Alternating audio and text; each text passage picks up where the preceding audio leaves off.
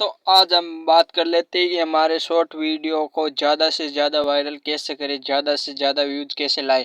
तो आपके वीडियो डालते हो तो उनमें सबसे ज़्यादा अगर आपका टॉप वीडियो मतलब सबसे ज़्यादा जिस वीडियो पे आपकी व्यूज़ आए हैं तो यहाँ पे आप अपने ये स्टूडियो में जाके देख सकते हैं और आपको सबसे ज़्यादा व्यूज़ आते हैं आपके जिस वीडियो पे, उसी प्रकार की वीडियो बनाते जाना है, उसी प्रकार की वीडियो बनाते जाना है, आपका वीडियो ज़रूर वायरल होगा।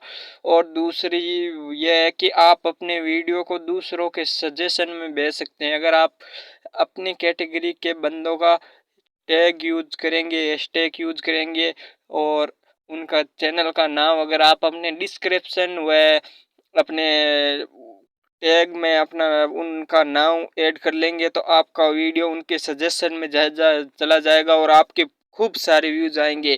तो कमेंट करके ज़रूर बताना कि अगला वीडियो आपको किस पर चाहिए, कैसा वीडियो चाहिए।